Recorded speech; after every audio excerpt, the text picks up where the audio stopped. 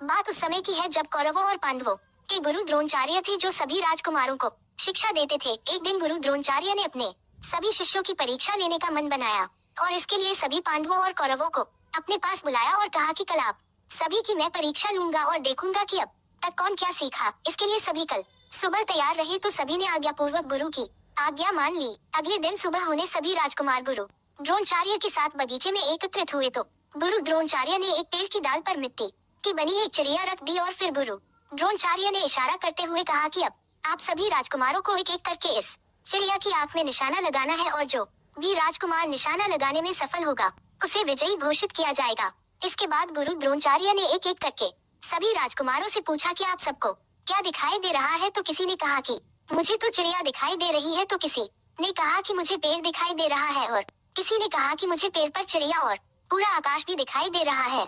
तो किसी ने कहा कि मुझे पेड़ और पत्ता दिखाई दे रहे हैं। ऐसे करके सबने कुछ न कुछ बताया, लेकिन पांडव राजकुमार अर्जुन ने कोई उत्तर नहीं दिया था। लेकिन गुरु द्रोणाचार्य किसी के उत्तर से प्रसन्न दिखाई नहीं दे रहे थे और तब गुरु द्रोणाचार्य ने अर्जुन से पूछा कि सबने कुछ न कुछ बताया, लेकिन अर्जुन तुमने कोई उत्तर नहीं दिया, क्या तुम्हें कुछ दिखाई नहीं दिया? तो अर्जुन तुरंत बोल पड़े कि हे गुरुदेव मुझे क्षमा करना, क्योंकि मुझे तो बस चिड़िया की आंख दिखाई दे रही है। अर्जुन का ये उत्तर सुनकर गुरु द्रोणाचार्य अति प्रसन्न हुए और अर्जुन को निशाना लगाने को कहा। फिर क्या था, अर्जुन ने तुरंत चिड़िया की आंख में निशाना लगा दिया और निशाना एकदम सटीक था, जिसके कारण अब चिड़िया की आंख में निशाना लग चुका था।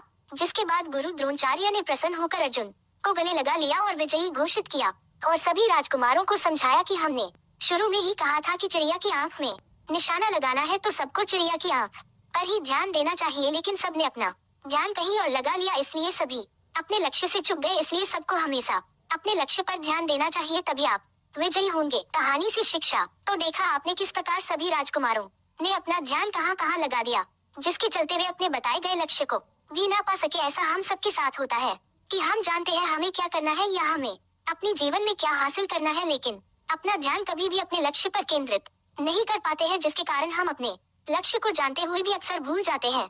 जब भी हम कभी अपने जीवन में कोई काम करने जाते हैं या कर रहे होते हैं, अक्सर जिस काम में हम लगे हुए होते हैं उससे संतुष्ट नहीं होते हैं, जिसके कारण हम अपना सारा ध्यान उस पर नहीं लगा पाते हैं। अक्सर देखा जाता है कि यदि हम किसी भी कार्य में लगे हुए हैं और यदि हमारे आसपास कोई सफल व्यक्ति आ जाए या कोई व्यक्ति जो कि अपने कार्य में सफल है, तो हम उनसे तुरंत प्रेरित हो जाते हैं और हम अपना ध्यान उस जैसा व्यक्ति बनने में लगा देते हैं, जिसके कारण हमारा ध्यान तो अब अपने कामों में उतना नहीं लगता है, जिसके कारण हम अपने कर रहे कार्यों में भी सफल नहीं हो पाते हैं और दूसरों के कामों में शायद एकदम नहीं, क्योंकि हम उन कामों में अभी बस शुरुआत किए हुए हैं।